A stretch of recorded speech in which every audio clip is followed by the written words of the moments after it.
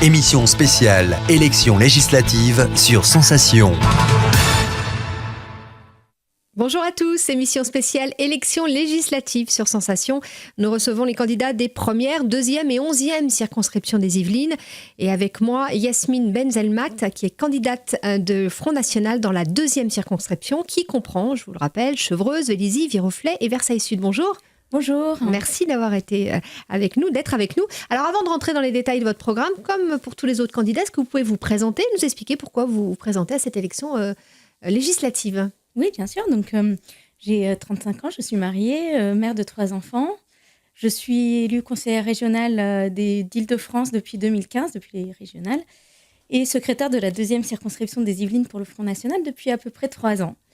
Voilà, en parallèle de mon mandat, je travaille dans le privé à Voisins-le-Bretonneux, encore sur la circonscription, puisque j'habite Vélizy aussi sur la circonscription. Donc voilà, je suis une candidate ancrée sur le territoire et j'ai les pieds aussi dans la réalité puisque je continue à travailler en parallèle de mon mandat. Et puis le fait d'être mère de famille aussi, on est toujours rattrapé par la réalité. Alors, au niveau des Yvelines, à la présidentielle, Marine Le Pen est arrivée 4e, derrière Emmanuel Macron, François Fillon et Jean-Luc Mélenchon. Comment est-ce que vous espérez inverser cette tendance ? Déjà, j'espère inverser cette tendance en étant sur le terrain, en parcourant les villes de la circonscription, les marchés, les sorties de supérettes, les différents événements, brocantes. Là, ce week-end, il y aura des portes ouvertes aux fermes de la vallée de Chevreuse. Donc, j'irai faire un tour, bien sûr, rencontrer nos agriculteurs. Et effectivement, je fais aussi des réunions publiques dans les 3 grandes parties, pour essayer de couvrir les 3 grandes zones de la circonscription. À Vélizy le lundi 5, à Chevreuse le mardi 6 et à Versailles-Satory le jeudi 8. Alors, quelles sont, d'après vous, les priorités de cette circonscription ? Et je pense que les priorités de cette circonscription sont de toute façon des priorités, on va dire, nationales, avec bien sûr les petites spécificités locales, puisqu'on a vu là dernièrement des émeutes à Vélizy. Ça se passait sur le toit de mon bâtiment, donc j'étais aux premières loges. Effectivement, la problématique de la sécurité, je pense que c'est assez important, puisqu'on voit de toute façon un éloignement des centres de forces de police, puisque le commissariat de Vélizy, par exemple, a fermé, mais c'est le cas dans d'autres communes où il n'y a pas de commissariat, ou donc un commissariat centralisé ou la gendarmerie de secteur. Mais donc, c'est important pour la population d'avoir un point d'ancrage de la police à proximité pour faire appel quand ils ont besoin. Et donc aussi, par là même, en finir avec le laxisme judiciaire qui va de pair avec la présence policière. Parce que rien ne sert d'avoir de la police si, au final, les délinquants sont relâchés et continuent à agir en toute impunité. Mais au-delà de la sécurité, je souhaiterais aussi mettre l'éducation au centre de mon mandat si je suis élue députée, plus précisément l'instruction, puisque pour moi, l'éducation, c'est la famille et l'instruction, c'est le rôle de l'école. Mais la famille, c'est pour moi un des piliers fondamentaux de la société. Et donc, tout ce qui peut être en faveur de la famille pour préserver ce socle et puis cette petite bulle de sécurité pour tout un chacun, puisque c'est là qu'on commence à se construire et puis c'est sur sa famille qu'on se repose. La famille est toujours présente, donc c'est important de maintenir ce noyau dur. Et donc, voilà, sur la famille, l'éducation, la solidarité. Par exemple, au niveau de l'éducation, Emmanuel Macron, le nouveau président, veut agir également. Est-ce que, si vous êtes élu, vous verriez voter certaines lois qui seraient en rapport avec ça ? Par exemple, des classes moins importantes, avec moins d'élèves, comme il l'a annoncé ? Bien sûr, je suis totalement d'accord. Alors, est-ce que vous êtes complètement dans l'opposition ? Comme on fait déjà au conseil régional, on étudie en profondeur les dossiers, on ne se limite pas au texte, au titre, on va dans le dossier vraiment pour connaître ce qu'il y a dedans et ce à quoi ça engage. Effectivement, il nous arrive de voter pour si ça va dans le bon sens, si ça va dans le sens de nos engagements.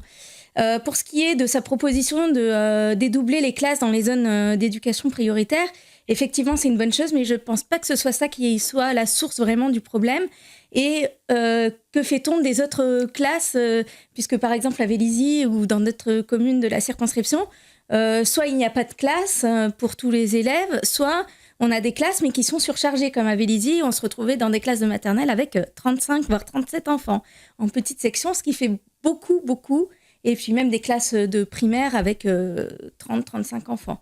Ce qui s'est arrangé un peu, mais voilà, c'est le problème des classes, de la surpopulation dans les classes, c'est vraiment un problème national, c'est pas juste dans les zones d'éducation prioritaire. Et je pense qu'on peut favoriser aussi un principe de subsidiarité, c'est-à-dire que les gens qui sont sur le terrain, justement, puissent faire remonter les bonnes pratiques. On voit avec la Fondation Espérance Banlieue que ça marche plutôt bien. Et voilà, c'est pas une question vraiment de nombre de professeurs ou de doxa, mais vraiment de côté pratique pour s'adapter, pour instiller les enseignements vraiment fondamentaux et donner la chance à tous. Quelle serait une victoire marquante pour le Front National ? Combien de députés devraient rentrer dans cette chambre pour pouvoir être un contre-pouvoir fort à Emmanuel Macron ? Je pense que de toute façon, à partir du moment où on aura un groupe à l'Assemblée nationale, comme on a un groupe au Conseil régional, c'est 30, présence, c'est voilà. 30 députés. Voilà, on pourra vraiment agir. Vous espérez pas plus 30 Bien sûr qu'on espère plus, mais je dis juste que même si on est 30, ce sera bénéfique parce que même s'il a pas même s'il a toujours la majorité, rien que le fait que nous soyons là, que nous soyons sérieux en train d'étudier les dossiers et d'avoir un avis critique sur ce qui se passe, que ce soit dans le bon sens ou dans le mauvais sens. Parce qu'on n'est pas là juste pour dire non de manière bête et méchante. On est là pour protéger l'intérêt des Français et de ceux qui nous auront élus, mais de tous les Français en général. Et donc, je pense que rien que le fait qu'on soit présent, ça changera.